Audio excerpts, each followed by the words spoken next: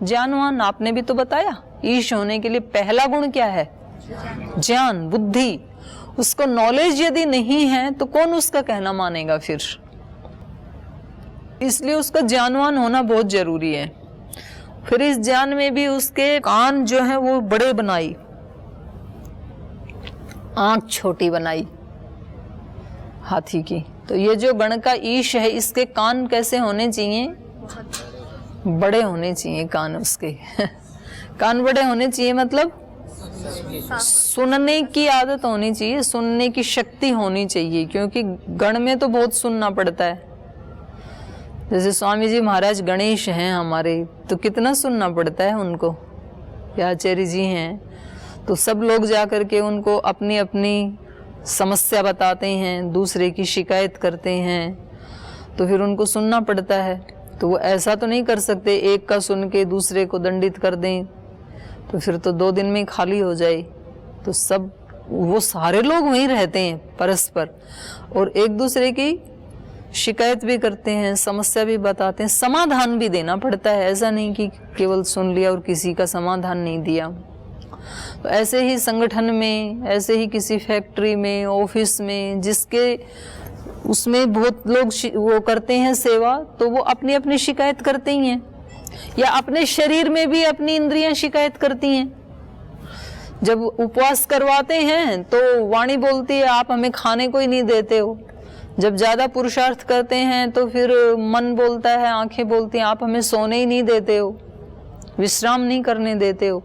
तो ऐसे शिकायत तो करेंगे एक दूसरे की कि आप तो इस इंद्रिय की तो सब बात सुनते हो, हमारी सुनते ही नहीं हो।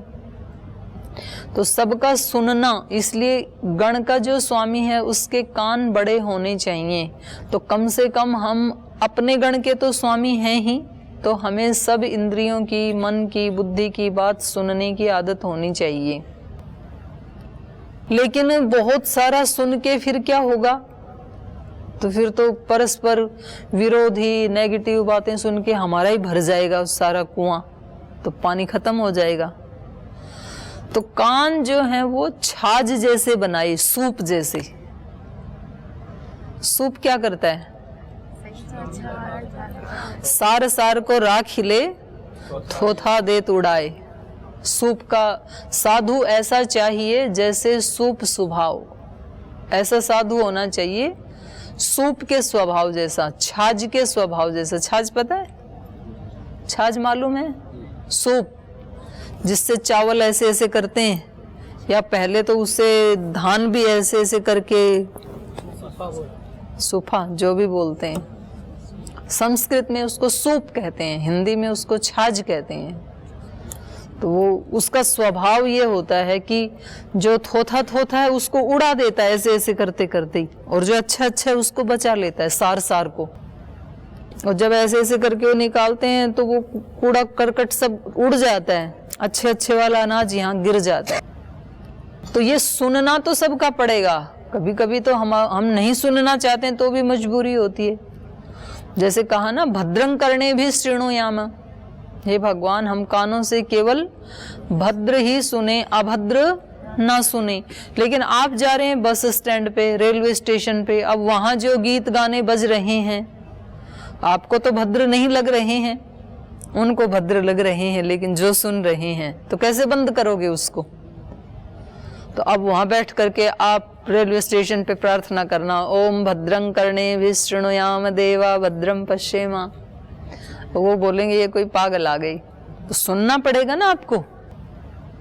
ऐसे भी कोई आकर के आपको, जी मेरे को आपसे बात करनी है, कुछ अपनी शिकायत करनी थी, और आके धड़ धड़ धड़ धड़ धड़ धड़ सब आपके ऊपर डाल गया, फिर क्या करेंगे हम? सुनना पड़ेगा, क्योंकि हम उस जिम्मेदारी में हैं, वो रिस्पॉन्सिबिलिटी है हमारी। अब आगे क्या करना है, उसको सारे को रखना नहीं है अपने पास, उसमें से सार सार को रखना है, बाकी को उड़ा देना है, निस्सार को। इसका क्या सॉल्यूशन हो सकता है? उतना रखना है अपने पास बस, नहीं तो फिर अपना ही अंतःकरण गंदा हो जाएगा। इसलिए जो गणेश जी हैं उनके सूप जैसे कान हैं, खूब सुनते हैं, लेकिन उसमें से फिर सार सार को रखना होता है। तो सार क्या है, निस्सार क्या है, ये फिर विवेक हमें करना आना चाहिए।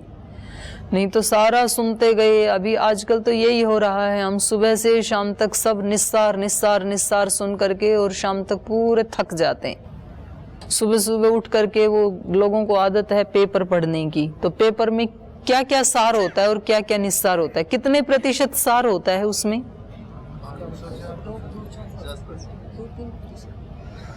0% सार होता है। 10% वाले भी गलत बोल रहे हैं, कुछ भी सार होता ही नहीं है, सारी नेगेटिव रिपोर्टिंग होती हैं।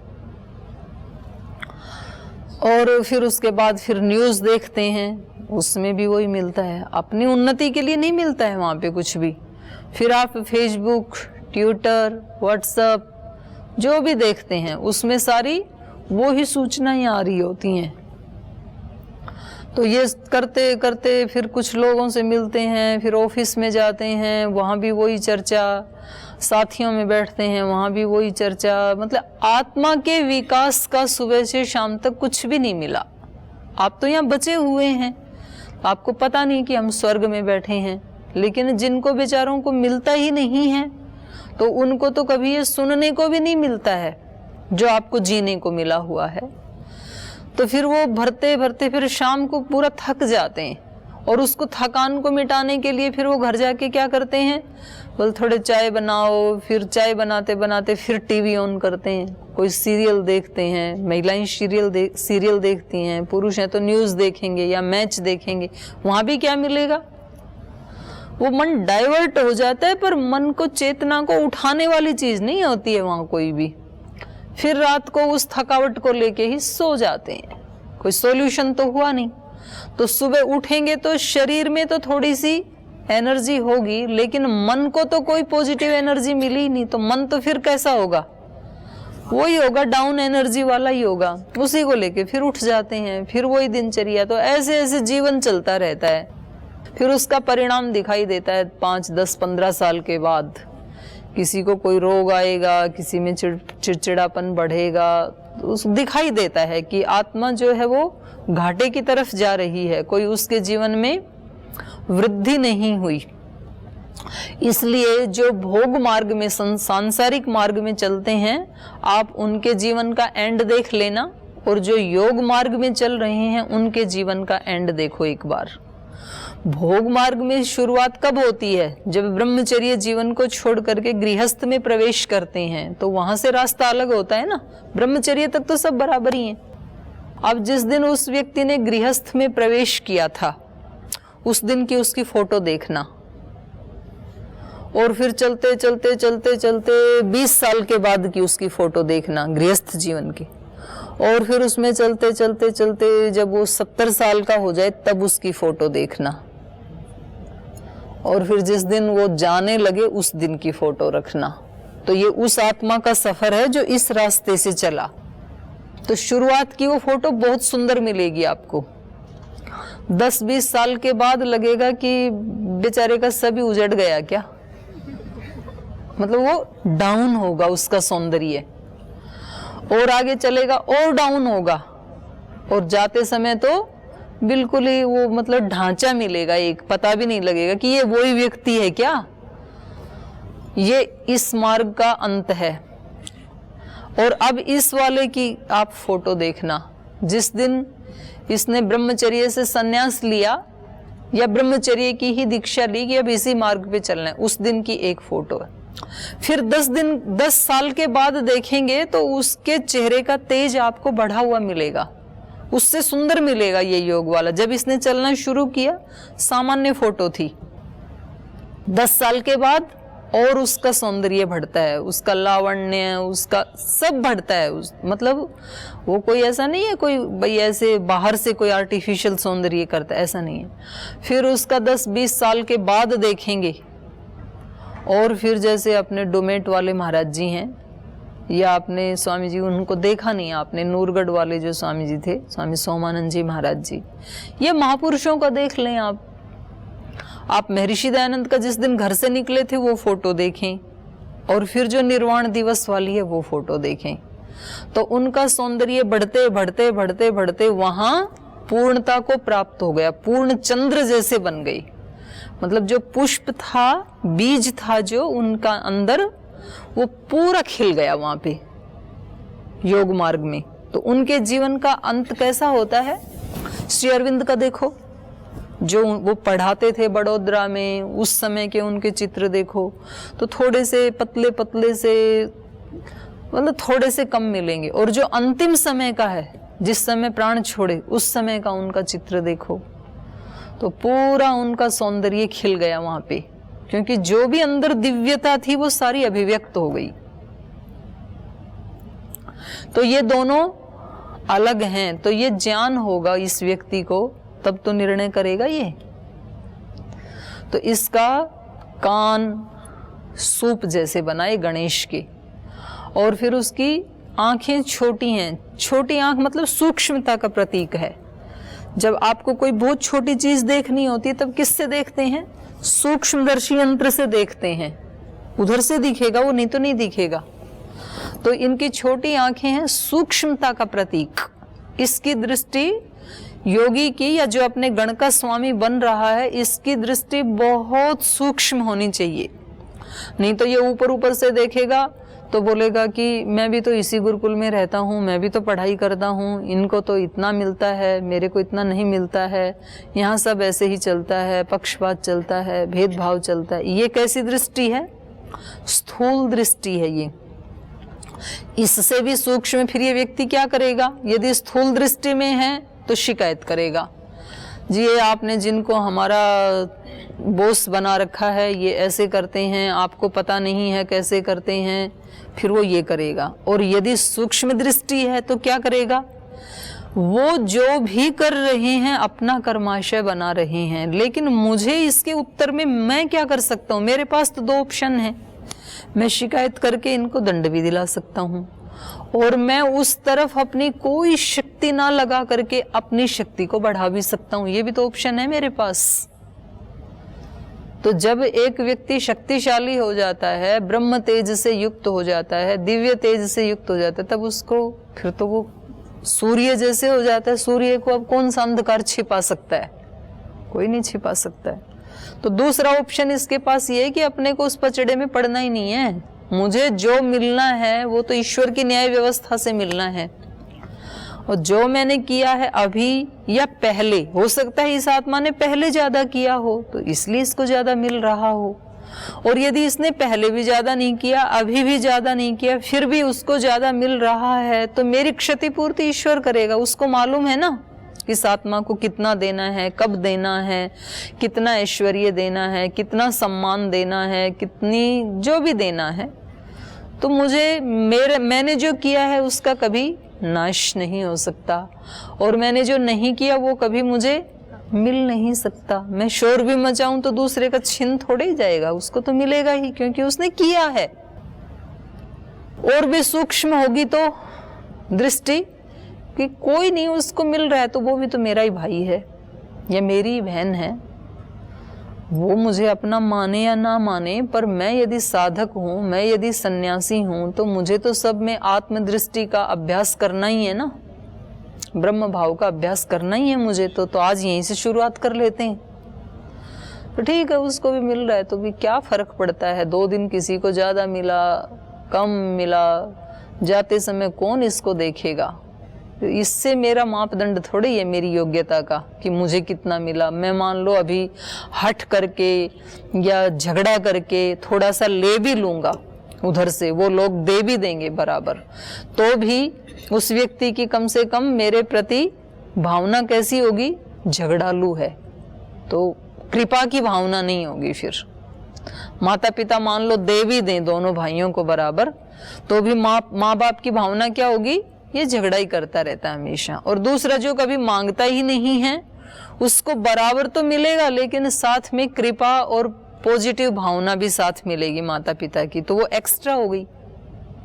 तो ये इतनी सारी बातों का चिंतन करके और फिर ये कोई झगड़ा नहीं करता है, कोई डिमांड नहीं करता है, और अपनी आत्मा की शक्तियों को उठाने में लगा रहता है जब भी टाइम मिले। तो ये दृष्टि कैसी है? सूक्ष्म दृष्टि है ये, इसकी स्थूल दृष्टि नहीं है। तो ऐसी दृष्टि वाला जो है वो ही अपने गण का ईश बन पाएगा, गण का स्वामी बन पाएगा, सूक्ष्म दृष्टि वाला। फिर उसकी जो नाक है, सूंड, तो उससे वो दोनों काम कर लेता है। भारी से भारी वजन को भी उठाता है, और यदि उसको छोटा तिनका भी उठाना है, सुई भी उठानी है, तो भी उसको बहुत आसानी से उठा लेता है। उसी सूंड से वो किसी की पिटाई भी करता है, मार भी देता है, उठा करके फेंक देता है, और उसी से अपने बच्चे को भी उठाता है। तो सॉफ्ट वाला काम भी कर रहा है इसका सूंड, और बल वाला भी, स्ट्रिक्ट वाला काम भी कर रहा है। तो इसमें दोनों परस्पर विरोधी गुण होते हैं गणेश में, गण का जो ईश होता है। तो इसलिए इसके लिए कहा जाता है मृदुनी कुसुमादपि कठोराणी वज्रादपि। कोमलता में फूल से भी कोमल होता है उसका स्वभाव, बहुत संवेदनशील होता है योगी। किसी का थोड़ा सा दुख भी उससे सहा नहीं जाता है। महर्षि दयानंद ने किसी माँ को अपने बच्चे को नंगा शव बहाते हुए देखा। उसके पास कफन नहीं था, गंगा में जलाने के लिए लकड़ी आदि भी नहीं थी, तो थोड़ा सा अपना साड़ी का वो भाग फाड़ करके अपने बच्चे को लपेट के गंगा में बहा दिया। तो जब उन्होंने उस दशा को देखा तो उनको लगा कि देश के लिए कुछ करना चाहिए। उससे पहले वो देश का सुधार करने के लिए नहीं निकले थे घर से तो सच्चे शिव को पाने के लिए निकले थे। पर जब उन्होंने ऐसी स्थितियां देखी समाज में, महिलाओं की, गरीबों की, अबलाओं की, तो फिर उनको लगा कि मेरा ये जो बल है, ये यदि किसी की सहायता करने के काम नहीं आया तो मैं अकेला स्वर्ग जाकर के क्या करूंगा। इसलिए उन्होंने कहा कृणवंतो विश्वम आर्यम। भारत को ही आर्य नहीं बनाना, पूरे विश्व को।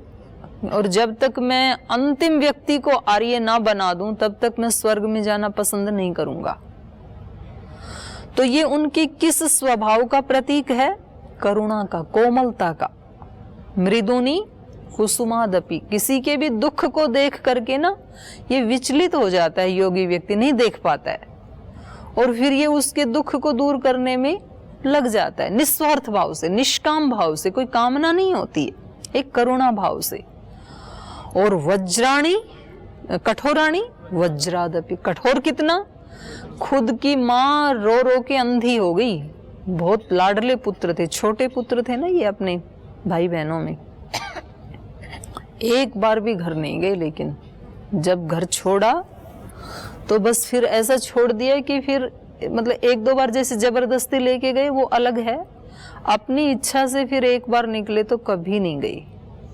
तो इतनी दृढ़ता अपने व्रत के प्रति कि यदि मैं उधर गया तो कमजोर पड़ जाऊंगा मैं, और मेरा लक्ष्य क्या है? वहां पहुंचना है, तो मुझे कमजोर नहीं पड़ना है। तो इतनी कठोरता अपने प्रति। उनको भी नींद आती होगी, लेकिन गंगा के किनारे जाकर के 8-8 घंटे समाधि लगाते थे, तो सो भी तो सकते थे वहां पे। जब योग भवन में भी जाके सो सकता है व्यक्ति, तो गंगा के किनारे तो और अच्छी नींद आएगी बालू पे लेट के, तो सो भी तो सकते थे। उनको कौन धमकाने वाला था वहां। लेकिन दृढ़ता अपने लक्ष्य के प्रति कि किसके लिए निकला था घर से, किसके लिए ये रास्ता चुना था मैंने, इतनी दृढ़ता। तो इसका जो ये सूंड है, ये दोनों काम करता है। गणेश वो ही बन पाता है जिसमें परस्पर विरोधी स्वभाव होता है, बहुत कोमल भी होता है, बहुत कठोर भी होता है। तो योगी में गण का जिसको ईश बनना है, उसमें दोनों ये होने चाहिए। फिर बड़ा सा पेट है। बड़ा पेट किसका प्रतीक है? सब पेट में रखना। उड़ा दिया थोता तो, पर जो सार है उसको पकड़ के भी रखना है। जो अच्छे गुण हैं उनको पकड़ के रखना है, संजो के रखना है। तो कहते हैं ना कि भाई ये तो सब फेंक देता है, इसके पेट में नहीं रहता कुछ भी, बोल देता है। और किसी को कहा जाता है भाई इसको बताया तो जैसे समुद्र में डाल दिया।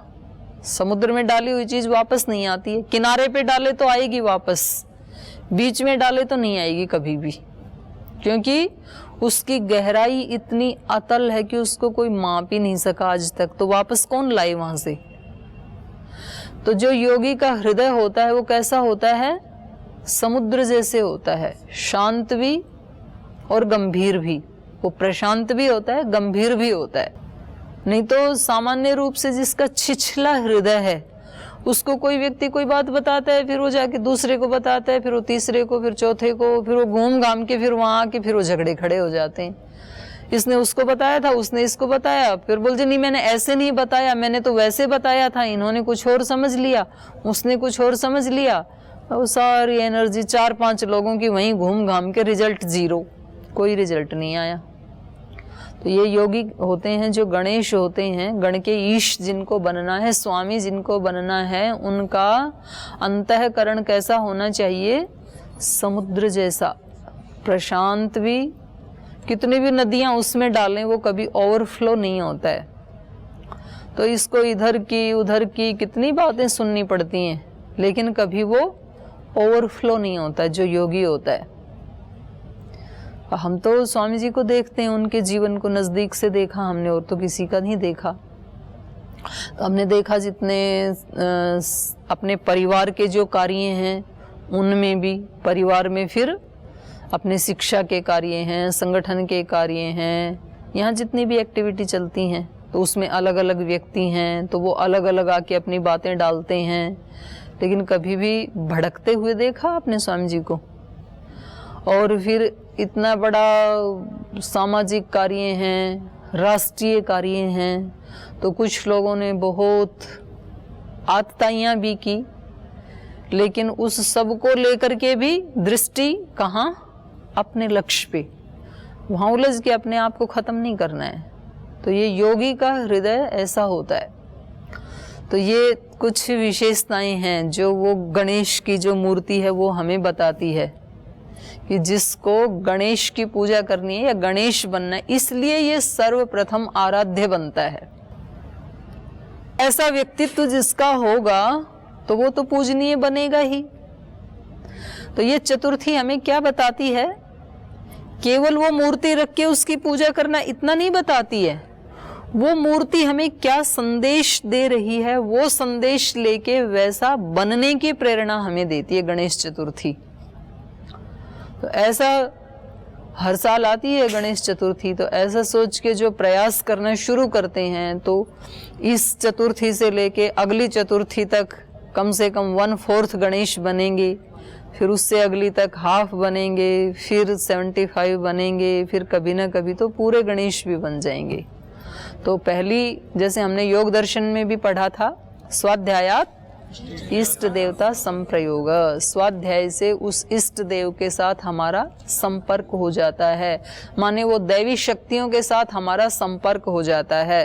तो जब भी हमें आवश्यकता होती है तो वो हमारी सहायता करते हैं। जैसे मान लो किसी धनवान व्यक्ति के साथ हमारा संपर्क हो गया, तो वो अपनी जगह अपनी कमाई खर्च रहा है, हम अपनी खर्च रहे हैं, पर यदि कभी हमें कोई विशेष काम करना है तो हम अपने धनवान मित्र से थोड़ा पैसा ले सकते हैं। वो समय पे हमारी सहायता करता है, उधार दे देता है, कभी वैसे भी दे देता है।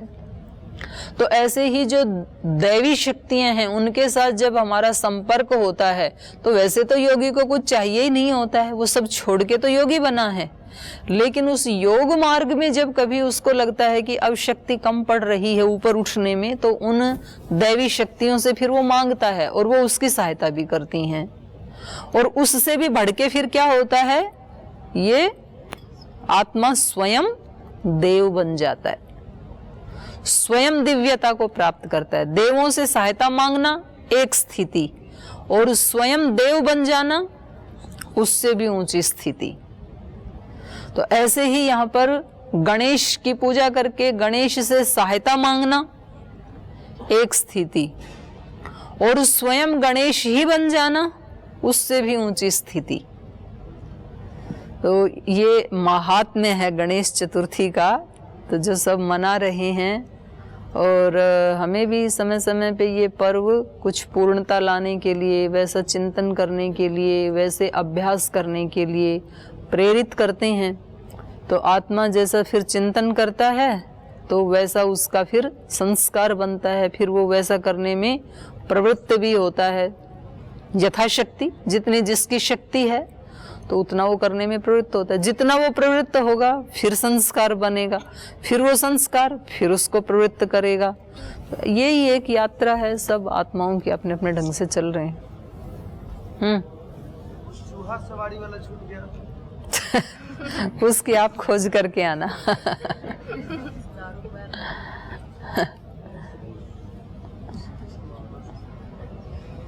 उसका कल बताएंगे। तो ये पीछे वाला मैं एक बार आपको बता देती हूँ, आप एक बार पढ़ के भी आना। ये पीजी वाले जो नए आए हैं ना आज, तो छांदोग्य उपनिषद में अभी हम पढ़ रहे थे ओंकार की महिमा, प्रणव की महिमा। तो पीछे के जो 4 खंड हैं उसमें ओंकार की महिमा का गान किया गया है। बहुत सारे रस हैं संसार में, रस मतलब सार। तो इस उपनिषद की जो शुरुआत हुई है वो इसी मंत्र से हुई है कि सारी पृथ्वी का सार क्या है, सब भूतों का सार क्या है, ऐसे ही इस मनुष्य का सार क्या है। तो पहले वाला मंत्र पढ़ देना भाई एक बार, स्टार्टिंग वाला। ओम इत्येतत् अक्षरम उपासीत उपासित उद्गीतम उपासित नहीं उपासित। उद्गीतम उपासीत। ओम इति य उद्गायते तस्य उपाख्याख्यानम उपव्याख्यानम। उपव्याख्यान। रस वाला पढ़ो ना, दूसरा आप पढ़ो प्रवीण जी। येषां भूतानां पृथ्वी रसः। ये जितने भी प्राणी हैं उनका सार, उनका आश्रय, उनका रखने का स्थान कौन है? पृथ्वी। तो सब प्राणियों का आश्रय क्या है? पृथ्वी। उसको सार कहा, यहाँ पर रस कहा। सब भूतों का रस पृथ्वी है। पृथिव्याम आपो रसः। पृथ्वी का भी सार, पृथ्वी का भी रस क्या है? जल। जल में ही पृथ्वी है ना। आपो औषधयो। और जलों का भी सार क्या है? औषधि। क्योंकि जलों से अन्न पैदा होते हैं, और अन्न जो पैदा होते हैं वो 2 प्रकार के हैं, औषधि, वनस्पति। तो औषधि वो है फल के साथ जिनका अंत हो जाता है, गेहूं, जौ, चना आदि। और वनस्पति वो हैं जैसे आम, पीपल आदि, फल के साथ भी जिनका अंत नहीं होता, बनी रहती हैं, अगली बार फिर फल आएगा। तो औषधि यहाँ पर अन्न आदि। तो जलों से अन्न पैदा होते हैं, तो जलों का भी रस क्या है? औषधि। औषधि नाम पुरुषो रसः। औषधि, औषधि नाम पुरुषो रसः। और उन औषधियों को, अन्न आदि को खा करके जो प्राणी पुष्ट होते हैं, उन प्राणियों में सर्वश्रेष्ठ प्राणी कौन है? पुरुष, मनुष्य। वो उसका रस है। पुरुषस्य वाग्र असः। और इस मनुष्य का भी रस यदि निकाला जाए, ऐसे निचोड़ना नहीं है, मतलब उसका सार देखा जाए तो किससे में है? वाणी में। वाणी ही उसका रस है।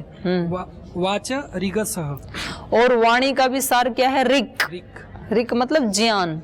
यदि वो वाणी ज्ञान युक्त हो तो फिर वो मधुर भी होगी, सॉफ्ट भी होगी, सत्य भी होगी। तो उसका सार क्या है? ज्ञान युक्त होना, ऋक्। और ऋचाओं का भी सार क्या है? ऋचः सामरसः। ऋचः सामरस। ज्ञान का भी रस क्या है? साम। साम भक्ति का प्रतीक है। तो ज्ञान का रस, ज्ञान का सार क्या है? कि हम भक्त बन जाएं। भक्त मतलब पार्ट, जैसा ज्ञान था वैसे ही बन जाएं हम, वो उसका रस है। सामना उद्गीतो रसः। और इस साम का भी, भक्त का भी रस, उसका भी आश्रय क्या है? उद्गीत। किसका भक्त बनना है हमें? भोजन का, कपड़े का नहीं, उद्गीत का, ईश्वर का भक्त बनना है। तो फिर हम उसके जैसे ही बन जाएंगे। तो यहाँ से इसकी शुरुआत हुई, और फिर वो उद्गीत कैसे इस पिंड में, सारे ब्रह्मांड में कैसे कार्य कर रहा है, तो वो सारा वर्णन इसमें दिया है, पिंड में और ब्रह्मांड में। तो इसको आप एक बार पढ़ करके आना। तो जिनके पास ये पुस्तक है उनसे ये पुस्तक लेके एक बार इसमें पढ़ लेना, हिंदी वाला भाग, एकादशोपनिषद। आप सबके पास नहीं होगी, पुराने वाले भाइयों से लेके पढ़ लेना या वैसे पढ़ लेना। तो ये 5वें खंड तक कल पढ़ के आना। तो आज आपको गणेश चतुर्थी विशेष के बारे में बताया, उस पर भी चिंतन करना। फिर आज की कक्षा को यहीं विराम देते हैं, समय हो गया।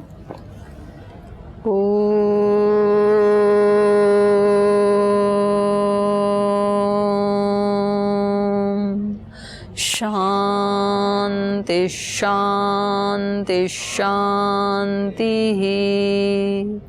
श्री गुरुभ्यो नमः।